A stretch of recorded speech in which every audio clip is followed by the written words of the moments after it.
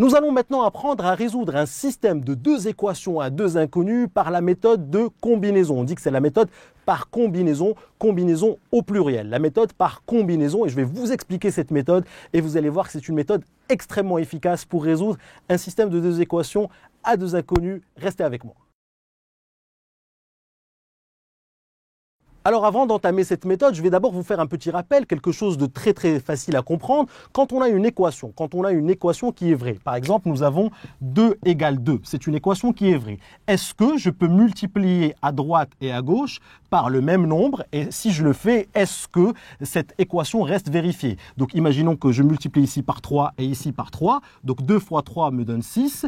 2 fois 3 me donne 6, l'équation est toujours vérifiée. Évidemment, si j'ai 2 égale 2 et je décide de multiplier par un autre nombre, mais si je fais la même chose à droite et à gauche, mon équation reste vérifiée, évidemment. Donc si je multiplie, je ne sais pas moi, par moins 4 par exemple, et ici par moins 4, et bien 2 fois moins 4 me donne moins 8, et évidemment 2 fois moins 4 me donne moins 8. Vous allez me dire, bah oui, c'est évident. Mais rappelez-vous de ça parce qu'on va en avoir besoin tout de suite. Restez avec moi. Allez, on va attaquer ensemble cette méthode dite par combinaison. Alors le but du jeu ici, nous avons une première équation E1, une deuxième équation E2. Donc le but du jeu, c'est de faire apparaître ici et ici deux coefficients qui sont opposés. Par exemple, 6 et moins 6. Si on arrive à avoir ici 6 et moins 6, ça va être gagné. Alors comment on va faire? Eh bien, on va se dire, alors pourquoi j'ai choisi 6 et moins 6? Vous allez voir pourquoi. Parce que si je multiplie tout ceci par 3 et tout ceci par 3, je vais obtenir ici moins 6, puisque moins 2 fois 3 va me donner moins 6. Vous allez voir. Donc ce que je vais faire, c'est que je vais décider de multiplier tout ceci par 3 et tout ceci par 3. Voilà ce que ça va nous donner. Regardez, je vais multiplier tout ceci par 3 et tout ceci par 3. Donc moins 2x plus 5y, le tout fois 3, va me donner moins 2x fois 3 qui va me donner moins 6x. 5y fois 3 va me donner 15y. Et évidemment, pour que mon équation reste vraie, pour que mon équation reste la même, si j'ai multiplié par 3 à droite, je dois multiplier par 3 à gauche. Attention. Donc je vais multiplier aussi le moins 17 par 3. Donc 3 fois 7, 21. Je retiens 2. 1 fois 3, donc ça va me donner moins 51. Donc finalement, ce que j'ai fait, c'est que je multiplie ici par 3 et ici par 3. Donc je n'ai rien changé à l'équation. C'est toujours la même équation, mais avec d'autres coefficients. Donc il faut bien comprendre que je n'ai rien changé à l'équation. Le fait d'avoir multiplié à droite et à gauche par 3, je n'ai rien changé à l'équation. Voyez la suite avec moi. Rappelez-vous du but. Le but, c'est de faire apparaître ici un coefficient et ici un coefficient opposé. Donc là, j'ai multiplié tout ça par 3 et tout ça par 3. J'ai donc obtenu moins 6x plus 15y égale moins 51. Donc ça reste toujours mon équation numéro 1. Maintenant, je vais m'attaquer à l'équation numéro 2. Et ce que je vais faire, c'est que je vais multiplier tout ça par 2 et tout ça par 2. Et vous allez me dire pourquoi? Eh bien parce que quand je vais multiplier tout ça par 2, je vais obtenir ici le 6x. Donc ici, j'ai déjà moins 6x et ici, je vais obtenir 6x. Et c'était exactement mon objectif. C'est de faire apparaître deux coefficients qui sont opposés l'un à l'autre. Et vous allez voir, c'est très simple. L'équation numéro 2, je vais multiplier le membre de gauche par 2 et le membre de droite par 2. Donc 3x moins 4y fois 2, ça va nous donner 3x fois 2 qui va me donner 6x. Moins 4y fois 2 va me donner moins 8y.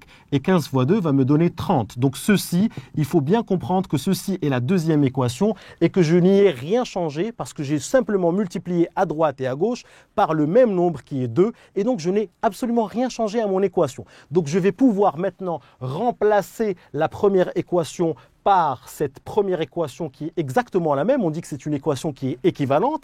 Et je vais remplacer la deuxième équation par cette équation qui est exactement la même équation. Donc cette équation, c'est l'équation E1 et cette équation, c'est l'équation E2. Et pourquoi j'ai fait ça? Parce que ici, j'ai fait apparaître un moins 6x et ici, un 6x. Et vous allez voir, ça, c'est magique. Ça va nous permettre d'aller très vite dans notre résolution. Et voilà, on obtient ici un système équivalent au premier. Regardez, j'ai tout simplement multiplié ici par 3 et ici par 3 et j'ai obtenu une équation que j'ai appelée l'équation 3 fois E1. Pourquoi? Parce que j'ai multiplié ici par 3 et ici par 3. C'est la même équation. J'insiste sur ça, c'est une équation qui est équivalente à la première. On n'a rien changé, on n'a pas dénaturé notre première équation. J'ai fait la même chose avec la deuxième équation, mais j'ai multiplié par 2 ici et par 2 ici et j'ai obtenu cette deuxième équation. Et là, ce qui est magique, c'est je suis arrivé à mon objectif, c'est de faire apparaître ici deux coefficients qui sont opposés l'un à l'autre. Et vous allez me dire, mais pourquoi tu as fait ça? Et je vais répondre tout de suite à votre question d'une manière extrêmement simple. Quand vous avez A égale B, d'accord, et que vous avez C égale D, eh bien on peut dire tout simplement que A plus C est égal à B plus D. Évidemment, quand vous avez A égale B et C égale D, je peux sommer les deux équations membre à membre, c'est-à-dire que je peux dire que A plus C est égal à B plus D. Et c'est exactement ce que je vais faire ici, regardez, je vais sommer ceci avec cela, donc je vais avoir moins 6x plus 15y plus 6x moins 8y, donc je vais écrire ça, moins 6x plus 15y, premier membre de la première équation, plus 6x moins 8y, d'accord? J'ai sommé ce membre-là avec ce membre-là. Et puis ici, je vais les sommer, donc ici, je vais avoir moins 51 plus 30. Et vous allez voir, vous allez maintenant comprendre que grâce au fait que j'ai ici deux coefficients qui sont opposés l'un à l'autre, eh bien, je vais avoir ici une simplification, puisque moins 6x plus 6x, boum, ça va se simplifier. Et je vais avoir ici 15y moins 8y.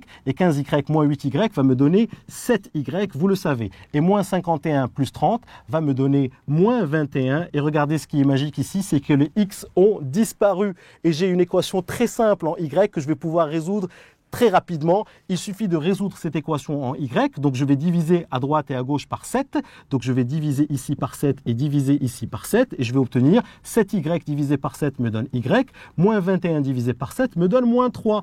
Magique, je viens de trouver la valeur de y qui est moins 3. Vous voyez, ça a été très rapide. J'avais une première équation, une deuxième équation. Je me suis arrangé pour avoir ici et ici des coefficients qui sont opposés. Et comment j'ai fait? J'ai multiplié tout ça par 3 et tout ça par 3 pour avoir ici moins 6, et j'ai multiplié tout ça par 2 et tout ça par 2 pour avoir 6. J'obtiens une équation ici qui est la même que la première, sauf que tout est multiplié par 3, et ici j'obtiens exactement la même que la deuxième, et vous voyez, tout est multiplié par 2 pour avoir le 6. Et donc du coup, je somme ça avec ça, et moins 6x plus 6x vont disparaître, 15y moins 8y va me donner 7y, et puis évidemment, je somme ici, moins 51 plus 30, puisque je vous ai dit que quand A égale B et C égale D, je peux dire que A plus C est égal à B plus D.